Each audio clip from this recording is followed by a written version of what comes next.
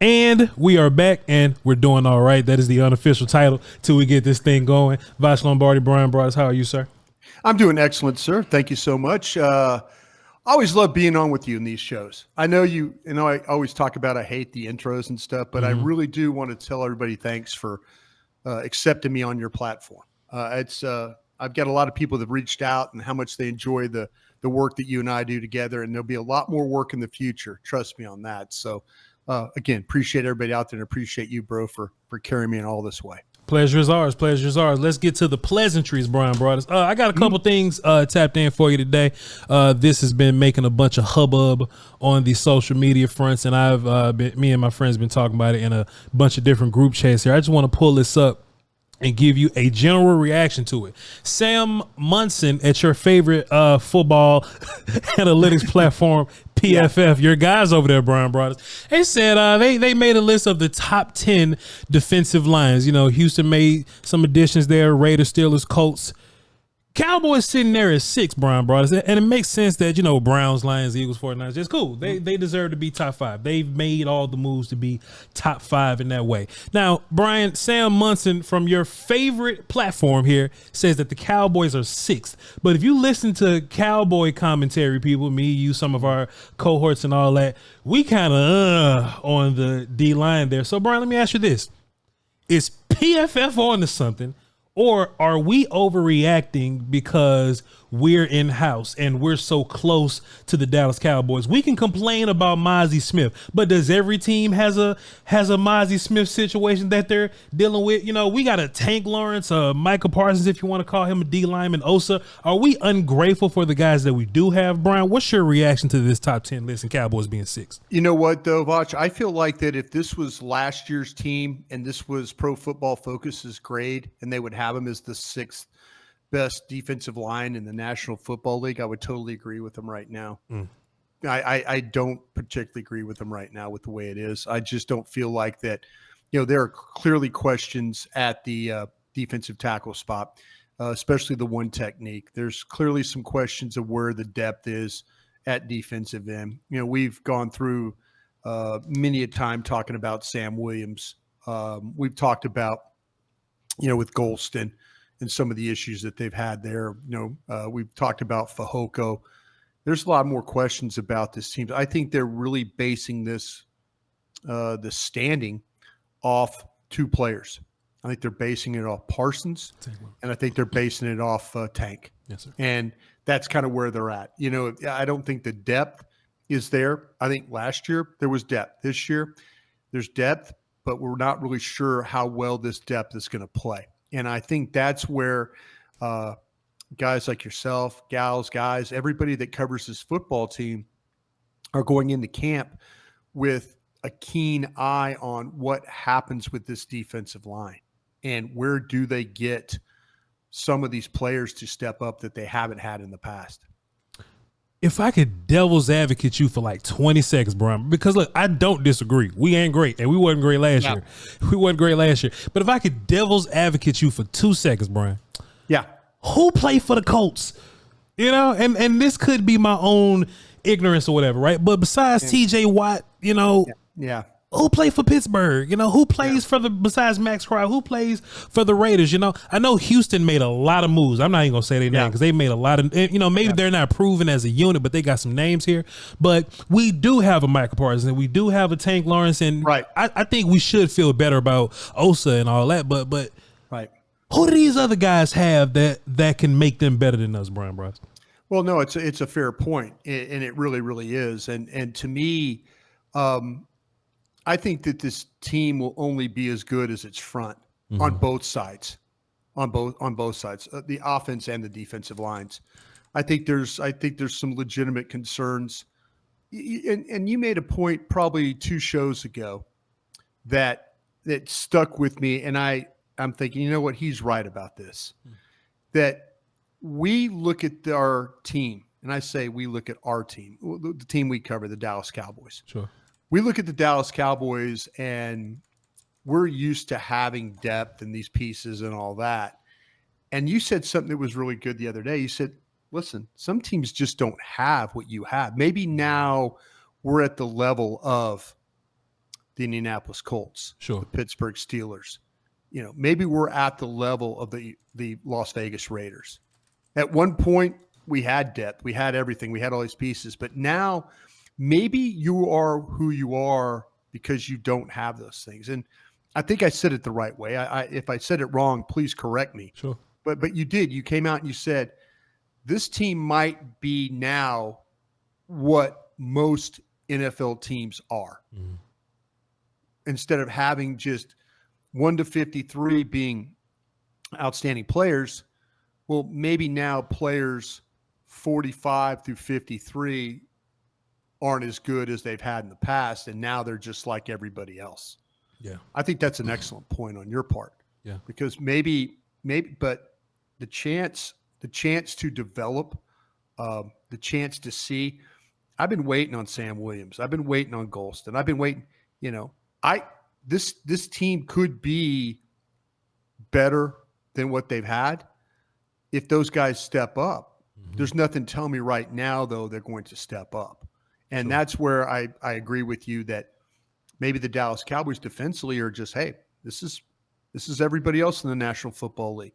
Not everybody has 5 Pro Bowl offensive linemen. Sure. They've got 2. They've got 1. They might have none.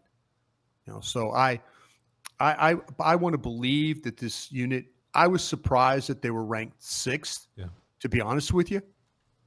But I also feel like that they're basing it on those 2 top grades with Parsons and Tank. Mm-hmm. And let's see how the other pieces fit. But let's also be honest. I shouldn't say I'm terrified at defensive tackle right now. Me too. And I understand what Osa Odigizua is. Mm-hmm. He's a really good player for about 12, 13 games. Yeah. And then all of a sudden he kind of goes away. I don't have Hankins. This Hankins loss. Huge. Because right now you do not have a safety net. Well, we'll see what happens with the rookie from Auburn. Yeah. Hell, he might be one of the best players, that since, you talk about 7th round players from Auburn, this might be Jay Ratliff, the reincarnation of, wow, you just hit on a guy. Yeah. But right now, I don't think, we'll see. We'll see on that. And to your point, Brian, maybe we just got a problem with Dan Quinn, right? Because, Dan had, and it's a room full of guys, Brian. And look, I said this last week. We had a room so full that we can look at Bohanna, we can look at Ridgeway, we can look at Isaiah Land and be like, all right, y'all, we don't need you. And now I would love to have all 3 of those guys, you know? So maybe it's us fussing at Dan, like, damn, man, you had all this. What's going on, my guy, I also took a second to look at the Colts depth chart. They got Kwity Paye, Grover Stewart, DeForest Buckner, and Sam Ekubom. I guess they leaning on DeForest Buckner right there in that group. They are surely leaning. Yeah, Kwity Paye was a guy coming out of Michigan that we were all kind of like thinking, man, I'll tell you what, this Michigan's put some defensive linemen out, but it seems like the one, Aiden Hutchinson's been the one that we've kind of noticed the most. Yeah. Everybody else has been kind of like, well, maybe the kid Gary at Rashad Gary was another one, but other than that, I like I said, I think you're clearly on to something that the level of play, not every team could have 3 or 4 Pro Bowl players at their on the offense or defensive line. Yeah. Postseason will expose it though, Bryan Broaddus. I tell you that much. It will. It clearly will. Let's get to these camp battles. I got a couple of them, Bryan Broaddus, you know what I'm saying? And, we can go through them whatever pace you want to go. If you feel like it's useless, we ain't got to try to figure out a way to make it interesting, I'm all about this. This is stuff that you sit in your office on off days, when you're working in player personnel and you open up your personnel board, and you start tilting tags. Sure. And you're thinking like, okay, what about this guy? I'm trying to get a plan right now of what my pro scouts are going to be looking at, what position. So, there's clearly going to be some camp battles here. Bryan Broaddus. Mm-hmm. Voch says this. I don't think this Overshown, Luafau, Clark battle is going to be what we think it is. I don't think this Overshown, Luafau, Clark battle it's what we think it's going to be. You know, Overshown is, everybody loves Overshown. Hey, he's coming back. He had that big preseason game, but Overshown is really as much of a rookie as Louisville is. Honestly, if we can just be honest here. There's no question about that. That's two rookies going in. I know I talked about this a little bit with you, but to me, I think I hope I'm right about this. I hope I'm right about the fact that people are telling me that Louisville, how smart he is. Mm-hmm. And everybody's telling me, like, Bryan, this guy's picking it up. Yeah. He understands it. He gets it. The coaches are saying this. His teammates are saying this. The people in the front office are saying this.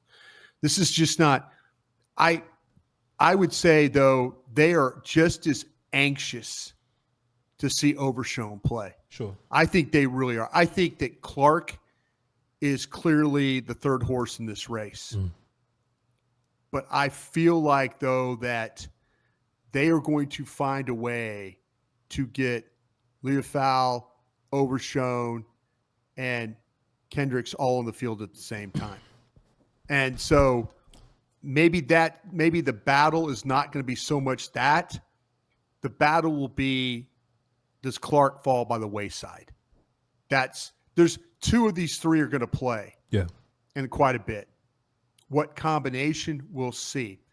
If I had to handicap it, I would say Leofau, Overshown, and Clark is the third wheel here. Now, Bryan Broaddus, let me attempt to make this difficult for you.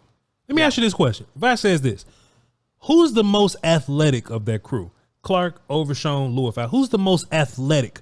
Who runs the fastest? Who's the more bursty out of that crew? I want to believe that it's going to be Overshown. Mm-hmm. And I say this in a way because I've seen him play like in a safety role. I've seen him have to use athletic ability to make plays in college. I think we all have. Leofau, I think Clark is a really good athlete. Sure. I think Clark's a really powerful player. I think Clark, once he sees it, can show you athletic ability. I don't know the athletic ability of Leofau, I think is there.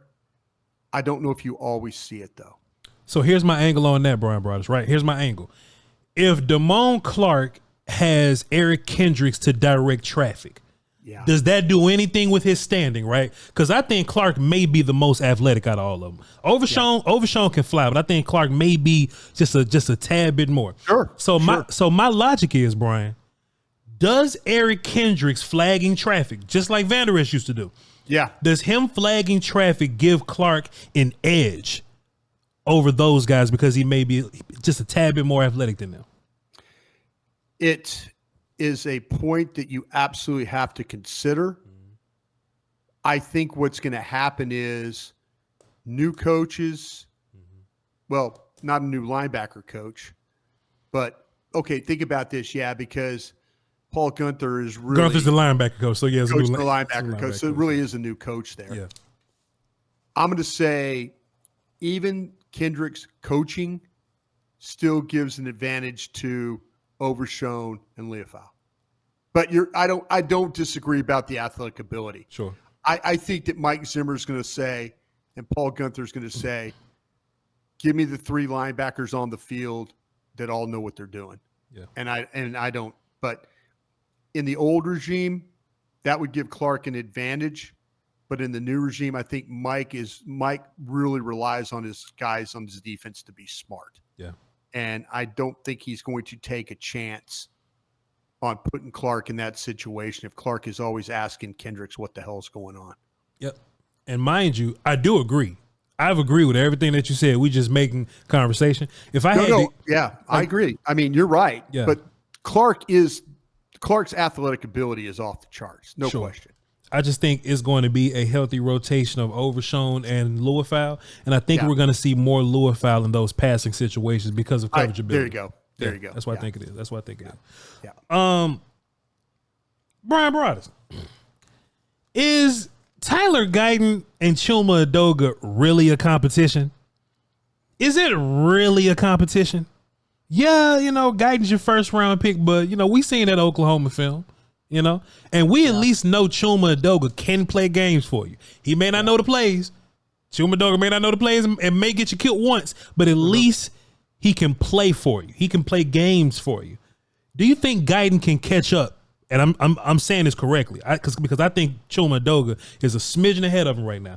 Do you think Giden can catch up over this offseason and he'll be your day one starter? I think that's the one thing that's going to happen. Yeah. I don't know about the center, but I do think I'm interested to see where Awesome Richards falls in all this. Nowhere. You're saying no worry? Nowhere. I'm saying Awesome Richards has a long look. When they start moving you around, what I'm saying? No. You're preaching He's a guard now. He's a guard now. So if they draft you as a tackle and you can't beat Chuma and you can't play in the regular season, the Cardinals game gave him every opportunity to come in and do something. Hoffman and Bass played that game. Everybody got hurt in that Charger game. Right. We didn't see Awesome Richards all year. I think is a wrap for him, but we'll see. No, I totally understand where you're going here. I'd like to believe that maybe that Awesome Richards could find a way to beat Edoga out as the backup guy, and Guyton. And I was kind of hoping there would be three guys competing for that spot. And I was hopeful it was going to be Guyton and then Awesome Richards, and then Edoga gets put on waivers. Yeah. That's my hope. But coaches, how much are the coaches willing to move on from, and you said it earlier, how much are they willing to move on from Edoga knowing that he's played games for them? Mm-hmm. Coaches will say, well, we got to keep him around because we don't want to put ball out there. Yeah. We don't want to put, that's what they'll say. We don't want to put this guy. We don't want to put that guy. I think Guyton wins this job. Mm-hmm. I think Guyton wins this job. If there's no way in hell that they sat there and said, you know what? We're going to draft Guyton here and just let him sit for a year. Yeah. I thought the same thing with Cooper. Mm-hmm. But the more that I dive into that, the more I believe that is actually going to be a real battle. Cooper's going to have to take that job. Sure. I don't think Edoga's good enough to hold Guyton off. Yeah. In that way. Now maybe Hoffman is good enough to hold BB off because the coaches probably want it to be that way. They probably don't want to go with a rookie center. Yeah. But that's a tough one because to me, I'd throw BB out there. I'd throw Guyton out there, and because throw BB in the mix. You got Martin to his right, Smith to his left. Yep. Probably why they think they could play Hoffman. Sure. Yeah. Same reason. So what's BB gonna have to do in camp to do you think do you think BB has to be Superman to beat Hoffman, or do you think, hey, just show us you can snap and step and or is it basically BB's job to lose? Where you think we at with that? I think they're in a situation right now where Hoffman's job to lose because the coach wants Hoffman to win that job right now.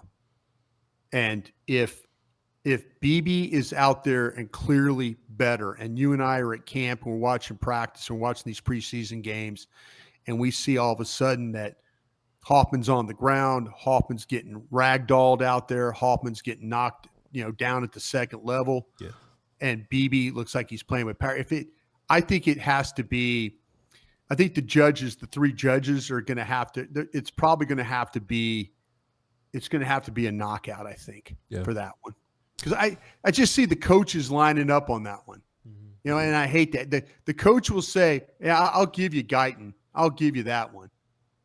But maybe BB's going to have to go out there, play on his feet, play with power, be impressive in one-on-ones, play well in the preseason games, prove he could snap the ball, step, and handle all the calls. Mm-hmm. That's all the things he's going to have to do. But there are going to be days where he is going to look better than Hoffman. He's a better player than Hoffman. I mean, they drafted this kid for a reason. I just worry about the coaches. The coaches just saying, we're not having two rookie offensive linemen. We'll have one. We'll have him at left tackle, but we aren't going to have the one at center. 3 weeks ago, Bryan said this. Mm-hmm. He was like, yeah, man, you know, the rookie left tackle and the rookie center over there with the threes. And I guess that's their idea of giving them more reps or something. And, you know, Voch called nonsense. Voch said it's false. Voch called nonsense on that, Bryan Broaddus. But Bryan came back and said this about a week after that. He was like, man, it's two dudes that's out there practicing with the ones. That's Marius Louisville and Brevin Spann Ford. So Voch says this: Brevin Spann Ford versus Luke Scomaker. What does that look like? Because I think those two are similar types of players. I think when you're building tight end room, you want to limit the redundancies, right? John Stevens ain't nothing like, you know, Brevin. Brevin ain't nothing like Hendershot, right? So in my mind, I think John Stevens cool. And Jake Ferguson's the one. Schoonmaker's your second round pick, but he did nothing for you, bro. It's a mess right here. He did nothing for you, Bryan Broaddus. And he just messed up his little hamstring in OTAs. Brevin Spann Ford is not going away. He's an old man. He's a 6-year college veteran. He ain't no little boy. He's in his man body right now, Bryan Broaddus, and he's 270 pounds, and he's blocking grown men defensive ends right now. Bryan Broaddus, let me ask you this. What does Brevin Spann Ford, I'm excited, versus Luke Schoonmaker look like in camp, Bryan? What does that look like? Looks like a bad matchup is what it looks like right now, because Ford's out there practicing, and Schoonmaker's not. That's the problem. And that's the problem. And if you know, if we get to Oxnard and all of a sudden Luke Schoonmaker's over there on the cords with Britt Brown, then you know that's what it is. So to me, I kind of feel like that right now it's Big Ten on Big Ten crime going on right there is what that is. Because one kid's practicing and one kid's not. How safe can a second round pick make you, Bryan? How safe can a second round pick keep you on the roster? I tell you what, I was part of a group. I was part of a group and I blame Parcells for this one. But you know, we drafted a kid, offensive tackle, out of USC, the second round, that never played. I mean, it just never was. It was just it's one of those things where, Parcells is kind of like this 2004 draft, and we were just, it's crazy. I mean, second round picks are generally not safe, and so that was one of those things where I was kind of like, we were talking amongst us, and Jeff Ireland and Tom Siskowski, and we're like, hey, Bill, you're looking at a guy right now that everything you hate about an offensive lineman is this kid. Everything that you hate about, not lifting, not doing this, not doing that. And so, that was it. Did you look it up, who it was? I'm looking for it right now. I'm doing my Googles right now, but I'm listening to you. Go ahead. No, I was hoping you knew the kid. Jacob Rogers? Jacob Rogers? Yeah, Jacob Rogers. Yeah. I was hoping you were just going to say Jacob Rogers is what you were going to do. I was born in 92. I was a kid when this happened. Jacob Rogers. Yeah. Yeah. He was, and so, everything, like when we did the draft, Jeff Ireland, Tom Siskowski, Bill, this kid is everything you hate in an offensive lineman. Everything. We draft him anyway. Kid never plays. Yeah. Dallas had a bad run too of drafting tight ends in the second round. Sure. That didn't work out very particularly well. But Jacob Rogers was one. I don't think a second round pick is necessarily protected at all. Yeah. Especially if, now they will act like that, hey, let's give him another year, practice squad, whatever. But if he's not, that room, we'll see how those tight ends all shake out. Yeah. If that kid can't practice or play and all that, then that's just a bad pick. It's a bad pick at this point, especially it seems like your undrafted guys are coming in, filling up the room, picking up the slack. And, I already feel like Jake Ferguson's on his way to being a damn star. And look, if Jake Ferguson maybe wasn't all that good, then maybe there's some room for Luke to navigate or whatnot. But I think Ferguson's gone with his, like, he's way past these guys, and I think Brevin's gonna fight for that blocking 12 personnel spot guy, and then we're gonna see John Stevens go and be your receivery red zone dude. That's what I think. Bryan Broaddus, Voch says this will be our last one. We'll do it like this. Voch says this. So, okay, Donovan Wilson ain't going nowhere, guys. The money, follow the money. Follow the money. But, I'm about to fight you on this one. Oh, let's fight. Yeah. But film-wise, right, let's just look at the film and evaluate the two players here. Wanye Thomas and Marquise Bell play the same position, but they're two different dudes. They're two totally different dudes. Yeah. Bell had a hell of a year last year playing a whole nother spot. Sure did. And, boy, there's a new sheriff in town calling plays on defense. Sure is. What the hell happens in this strong safety room, Bryan Broaddus? Yeah, this is the one that we talk about interchangeable pieces. We talk about the ability to cover. We talk about the ability to be really smart, aware, not make mistakes. So, which one of these guys? I want to believe that Wanye Thomas could be this guy. All the things I described: tackle, cover, smart, play with range. I want to believe that. I want to believe that Bell can do the same thing. I haven't seen Bell cover. Yeah. And if I knew that Bell could cover, I might even put him ahead of Wanye Thomas just on his ability to tackle, the awareness, the toughness that he plays with. Mm-hmm. But I haven't seen him cover. That's something I need to keep an eye on. Wilson is tough. I think there's some misreads there that he has. He'll make some mistakes. I don't think he covers particularly well, but he will knock you unconscious if he can. So to me, in this current scheme, I think he has less traits than the other two. But I need to learn about Bell's cover ability. I need to see Bell when they go to one-on-ones and he's covering the backs or he's covering tight ends. You know, he's a little bit of a shorter guy. Now, do you get a situation where, what about Hooker? Mm-hmm. Is Hooker's job safe?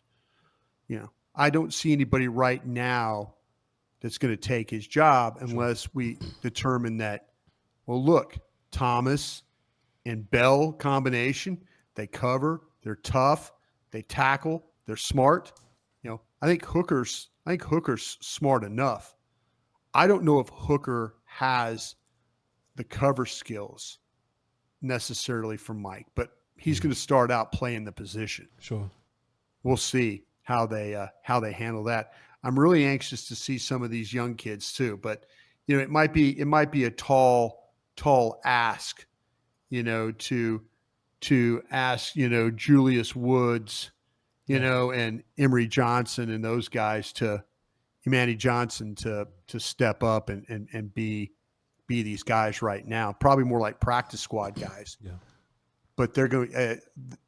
If I knew Bell could cover, I would say him and Thomas are really going to compete for this job over Wilson. I've been getting a lot of Cowboy fans fight me, you know, but I don't want to fight people on this, Bryan, bro. It's just that if we can attempt to educate or just give you a different way to think about something, that's something you've been saying lately, and I love that. Just, hey, think about it like this. A lot of these dudes haven't been asked to do what you about to ask them to do. Donovan Wilson ain't deep halves guy. Marquise Bell ain't deep halves guy. Wanye got film of him doing deep halves for years. Somebody was like, well, but Voch, Mike Zimmer took Roy Williams, and Roy Williams was good. Man, that's like 95. That's 2000. That's the year. Man, look, Roy Williams don't exist in this. Roy Williams plays linebacker in 2024. Like the times have changed and the times are just different. And just because somebody played last year doesn't mean that they're just going to do something new this year. Here's another example, Bryan, for the linebackers, right? Boy, I was hating on Damone Clark. Boy, I was like, hey, man, Clark ain't going to know what to do in this thing. And, you know, people didn't like that. But Damone Clark may not know what a Sam linebacker is. Right. He's been playing nickel his whole life. He's played a little bit of safety. He's played nothing but Will and Mike here. All right, Sam linebacker. That's a whole nother set of responsibilities than Will and Mike guy, you know? So right. I just think a lot of these guys just don't know what to do in this role, or they just haven't had a bunch of time in this role. So I'm not hating on Donovan Wilson. I would love for Mike Zimmer to be creative enough to find a way to use him, because I think, you know, like him being a hitter, a tone setter, like a punisher, I think you need that, like a run game guy. Right. He'll go in a game and have 12 tackles or something. You need that. But him flipping his hips and turning that way, hey man, Donovan Marquise Bell ain't doing that. So yeah. I think that's something we need to look forward to when we're watching practice in camp. No, you're right. The thing about, you mentioned Clark, and it's not a slam on Clark. Mm-mm. It's you need instincts to play, and there's a lot of times he has shown he lacks instinct. Mm-hmm. And some of that comes from he's not always sure. The one thing that Dexter Coakley, these linebackers that have played great for Dallas Cowboys, they've always had instincts, and they've always been able to play quicker, play downhill, play fast. If you're thinking and you're hesitating, you're not going to play fast. And that's a problem. That is a problem. And that happens to Damone Clark sometimes. And I think it happens to Donovan Wilson too. You know, if Donovan Wilson can see it and play downhill, he is a beast. Mm. And this is not hate. It is just a new scheme that requires you to play with more instincts, and your instincts will allow you to play quicker. And then when you have those instincts, you can read quicker, play quicker, and make more plays. Any hesitation is a lost play. Yeah. Hesitation is a lost play. So fair enough, Bryan Broaddus. Hey, man, you know, we got a lot of stuff to look for in the camp. I could give you like a 30-second quick hit. Is Trey Lance going to beat Cooper Rush at all? No, the answer is no. Cooper Rush is going to be quarterback too? All right, Bryan, cool. No, wait a minute. I'll tell you that real quick on that one, though. Please. I was on with Jeff Kavanaugh here earlier today. What's up, and Jeff? Yeah, salute to Jeff. And I enjoyed it. He and I were talking about Trey Lance, and I think we're all going to watch Trey Lance, and Cooper Rush is your safety net. Sure. If Trey Lance goes out there and spits the bit, and I say spit the bit, it's a horse racing term, the bit that goes in the mouth. If he spits the bit, and doesn't want to run, then there's Cooper Rush as your second quarterback. Sure. So I think that everything that Trey Lance does is going to be, can he be the second quarterback here? Hmm. And if he can, then maybe he could be the first quarterback here if things all completely go awry and they don't sign Dak Prescott. But I will say this, if he doesn't show up, Cooper Rush is going to win this job by default. Yeah. Because Cooper Rush has at least proven that he can go into an NFL game and win. Sure. Several of them. Yeah. And, Trey Lance has won NFL games, but this is really, I don't know anybody that has a more important training camp on his shoulders. Maybe Giden at left tackle. Sure. Maybe. But I don't know, like I say, Trey Lance has got to prove that he is capable of being a backup quarterback right now in the National Football League and potentially could be a starter. If he doesn't do that, then he will be an active third quarterback guy every weekend, and Cooper Rush will be the number 2. Well, Bryan Broaddus, it's tough, man. The dude that's fighting for number 2 on the depth chart got to try to replace the dude that was number 2 in the MVP race. You know what I'm saying? It sounds like we need to get that $60 million to number 4 and we could just quit playing. That's what it sounds like. But let me ask you this real quick. We had this discussion yesterday on 105.3 The Fan. Mm-hmm. And we started talking about how much quarterbacks are worth. Sure. And I threw out there something to Zach Wolchuk. And if you're a quarterback, we talk about tiers of quarterback. Mm-hmm. And like, hey, I'm not just going to pay you $60 million because that's what the market says to do. Mm-hmm. But what if you had a tier of quarterbacks where if you were a Super Bowl winning quarterback or a Super Bowl quarterback that got to a Super Bowl or a quarterback that got to NFC championships or AFC championships and you've won or lost, there's certain tiers. Like you're a $40 million quarterback, you're a $50 million quarterback, you're a $60 million quarterback. Mm-hmm. But it's levels of tiers of how how you are. If you're a quarterback that's not getting your team into playoff contention, you're a $25 million quarterback or $20 million quarterback. Sure. We were throwing around ideas like that, like different tiers of quarterbacks. Like, your guys like, and even Josh Allen. Sure.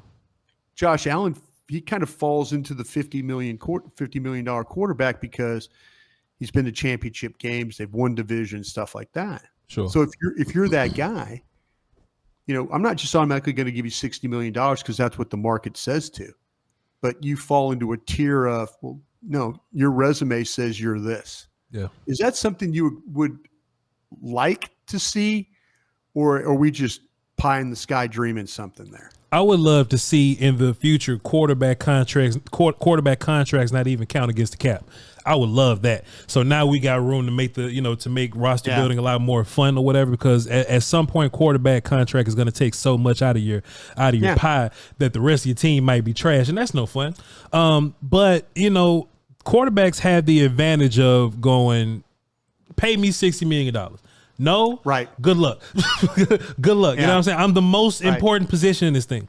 And just how quarterback is now, people can say what quarterback is good or bad. It's really only 14 good quarterbacks for it. It's not even 32 really good quarterbacks.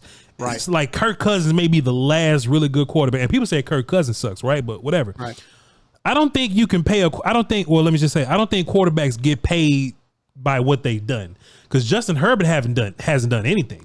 Guys like Trevor Lawrence, they haven't done anything, but they're young quarterbacks that you could possibly do stuff with. Yeah. They're in theory more valuable than a Jared Goff. Jared Goff has been to a Super Bowl. He's been to a couple of conference championship games, but the Lions formula, I don't think, is heavily reliant on Jared Goff. If they lose Jared Goff and add Baker Mayfield, would that offense be similar? I think it would be. If you take Justin Herbert off the Chargers and put Baker Mayfield on there, that's a 6-13. That's a 6-12 football team. Yeah. So I think quarterbacks get paid upon their projection of success. Right. That's what I'm thinking. Not like what you've done. Yeah, if you were coming into the league, if you're Herbert, you're a 500 quarterback, and maybe not all his fault, but you're a 500 quarterback. You fall in the tier of $25 million. Then that's what you are, and until you prove you could be a playoff winning quarterback, you will continue to be a $25 million quarterback. Mm-hmm. So that's kind of that's what we were trying to like. How do you? Is there a way to pay these guys? But like you said, until you automatically, if you get into a championship game, or Super Bowl, then you're eligible for the next tier. Here's my logic. What if Justin Herbert is that valuable, but Brandon Staley is incompetent and he held? That's right. Absolutely true. That kills everything. But we were just trying to kind of figure out a way to make sure that we're trying to make sure that Trevor Lawrence is not a $60 million quarterback. So they have that in incentives. Like if you're Dak and you get $60 million a year on the cap, and then you go and win the Super Bowl, I'm sure he gets Super Bowl money. I'm sure he gets some incentives. So I guess you guys are making the point that the incentives should be a part of that pie, and it shouldn't be applied to the cap unless they win. Yeah, see, that's the thing about it is we were trying to figure out ways, because I asked Zach, I go, what is Dak worth to you then? Okay, let me ask you, what is just it? And again, you're not trying to slam Dak. Sure. You're just trying to put him in a comfortable area for you. Mm-hmm. Tell me what you think. And you might tell me he's a $60 million quarterback. You know me, bro. You know me. Yeah. So listen to your example, right? If we're going on the what have you done example, Dak will be in the top 10 range, but he wouldn't be $60 million quarterback guy. But he'd be $40 million quarterback. He'll be 40 some odd million, right? But the whole idea, if we going right back to capitalism and the market tells you what you are, if Dak Prescott looked at us and said, all right, Matt Castle. Go get Brandon Weeden or something. Oh, go let Kellen Moore play quarterback for you. You just gonna have to up on that $60 million and just mind your business. Mind your beeswax. But there was a time when I was in this league in the early 2000s. I might still be in the league if we had the current way of quarterbacks being available. I mean, I might still be working for the Cowboys in the scouting department if we had an opportunity to go get Aaron Rodgers, if we had an opportunity to go get Jared Goff, if we had the guy, Kirk Cousins. People weren't getting rid of quarterbacks. People weren't. To this day and age, they move on these quarterbacks like they're, dress shirts. Yeah. Like, we're going to move on. We're not, I never had that opportunity. I mean, and it's my fault too. We could have drafted Tom Brady before the 6th round at pick 199. Yeah. We could have. Yeah. We absolutely could have. But to me, the opportunity for teams to not have to pay a guy $60 million is out there. I mean, you could go get a Baker Mayfield. How good's your team going to be and all, but maybe you build the team around Baker Mayfield. So Brian, this was on Twitter. Shouts out to Smoke One for you. He's a listener of the show, loves us to pieces. He sent me this yesterday, and this chart was kind of going around Twitter or whatnot. This was like playoff win charts. I wish I could scroll this thing down a little bit. This is their playoff win chart or whatever, right? All right, there we go. So, yeah, we look at Dak Prescott and be like, what have you done, right? But he's still in this top 10 sort of range. That's 1, 2, 3, 4, 5, 6, 7, 8, 9, 10, 11. So, okay, pardon me. He's like 12. But he's in this tier. So you're saying that Pat Mahomes should be the only one that gets 60. Aaron Rodgers should then be like a 55 guy. So Brian, this is the problem, right? This is the problem. Russell Wilson gets paid more than Dak Prescott, Super Bowl winner Matthew Stafford, Super Bowl contender Jared Goff, Lamar Jackson, Jalen Hurts, Dak Prescott. You can't pay Russell Wilson more than those guys. That's the biggest problem with this. But see, that's the thing about it though, is that you understand. Sure.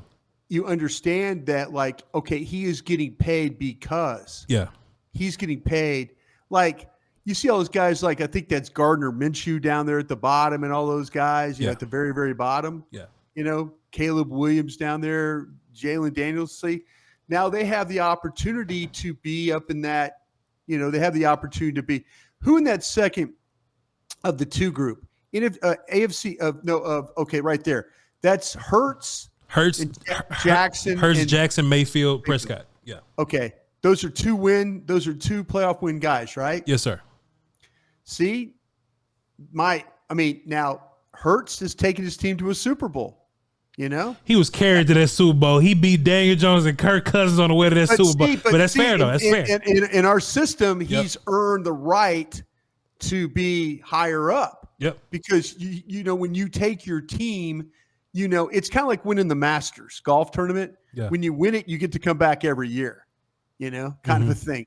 But you probably have a lot less teams paying $55, $60 million to their quarterbacks if you had some type of a tiered system. Sure. Yeah. And it's never going to happen. I mean, we were just trying to figure out if you're one of these, if you had a quarterback that consistently puts your team in the playoffs and you consistently are in the championship or the Super Bowl, then you deserve the $50 or $60 million you're going to get. Sure. Like there was a time there for a guy at the Rams. There's a time at the Rams. Stafford wasn't in that. He wasn't in that group. Yeah. I mean, he was down there with Dak and them, below Dak and them. And then he wins a Super Bowl. So now he gets the opportunity. So to me, the incentive is, we're going to keep paying our quarterback this until we get into a championship game or a Super Bowl. And then we have to, but that's the reward. Now we had a pair quarterback but we built our team.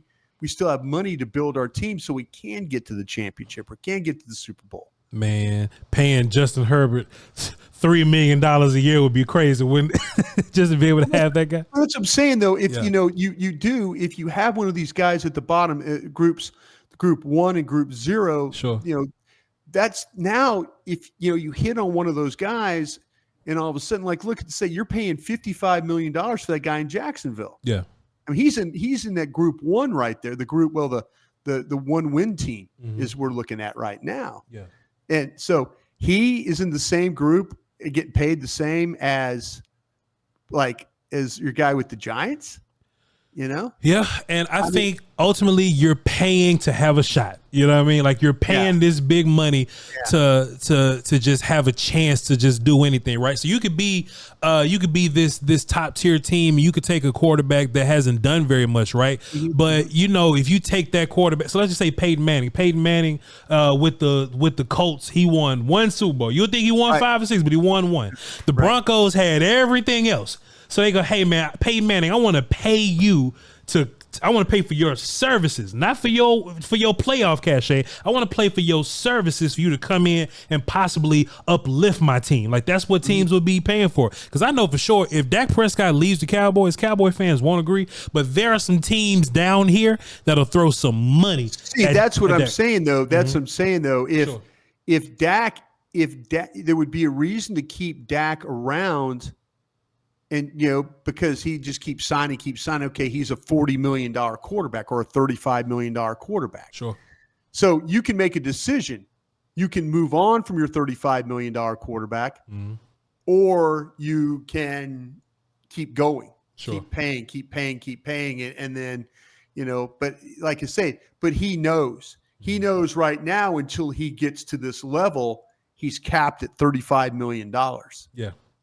I don't. We were trying to figure out a way to justify. Okay, Dak, sure, second MVP. Dak, $60 million, sure. Yeah. Why not? Why not? But there's going to be somebody else, like we said, Lawrence, who's not as good as Dak is right now, and had the success that Dak has had, but he's making more money than Dak. Sure. And why? Well, because that's the market, right? And that's why you should pay these guys early. Like, pay Dak, get it out the way. Because when Dak gets his 60, who else hadn't got paid here? So when Dak gets his 60, our kid from San Francisco, Purdy gets 62, and somebody else is gonna get 65. And before you know it, when it's time for Caleb Williams to get paid, he'll be the 70 guy, and Dak Prescott will be like 11th or 12th with his $60 million. That's the interesting with Purdy. Yeah. Because Purdy, by going to the Super Bowl, NFC Championship games, he's eligible. He's eligible for the money that you're going to pay him because he's proven himself as now people say, well, Broaddus, it's the team. Sure. It ain't the quarterback. Oh, wait a minute. The quarterback has something to do with that, though, too. I think the quarterback has a lot to do with that. Quarterback's got to get the ball out, get to where it needs to go and stuff like that. Do you think that the Eagles are going to have a similar situation as that? The 49ers are going to have a similar situation as the Eagles. Like, when we have this team with 17 Pro Bowlers and 10 All-Pros, we're a Super Bowl contending team, right? But when those guys go away, we collapse. You know what I'm saying? Like, do you think that's a thing that can happen to San Francisco? Because I don't think they haven't had a very active postseason. You know what I mean? Like, they've had a very similar postseason that we've had. Go ahead. They know they're about to have to pay their quarterback. Mm-hmm. They're lining this thing up, and that's why they're trying to trade Brandon Ayuk. Yeah. They know they can't pay Brandon Ayuk, and there might be a time where the Cowboys look at their situation and go, we can't pay Micah Parsons. Sure. So I think there's some teams looking at it right now, and San Francisco being one of them. Yeah. San Francisco they've been to the mountain. They just haven't been able to plant the flag. Sure. And that's been the problem. If they planted the flag, then when you blow it up, it's okay, at least we had a couple of these. Yeah. But they haven't been able to plant the flag, and I think that's going to be a problem for them in the future. Well, Bryan Broaddus, I tried to get you out here early, man, but you love to have conversation so much. I'm good, man. We're good. I'm gonna grab my bag and I'm gonna go ahead and do some. We got a short show today. We got 3 hours. We got Rangers baseball today, so we're good. We're in good shape. Thanks for adjusting for me. I know we usually do stuff on Friday, but thank you so much for adjusting with me. I appreciate it. We good. We have a friend of the show named Zach Golston, Bryan Broaddus, and what he does is he does giveaways for all the audience members. Sometimes every now and then he'll just jump in and do that, and he loves the Voch Lombardi is doing all right show. He loves it to pieces, so he does these giveaways. So, hey, for everybody in the chat, how about this, Brian? Watch this. For everybody in the chat right now, to enter this contest to get a free jersey, we're going to give away 2 free jerseys. For your opportunity to win, go in the chat and put hashtag crown, CROWN, hashtag crown, and we'll explain what that means later. But go down there. We're going to randomly pick somebody out of the comments, and Zach Golston will send you whatever jersey you like, whatever size, color, player. It's up to you. For those updates, though, keep your eyes open. It's coming. Follow me at Voch Lombardi on Twitter, and follow Bryan at Bryan Broaddus on Twitter. All right, and we'll update y'all and catch you next week. All right, peace.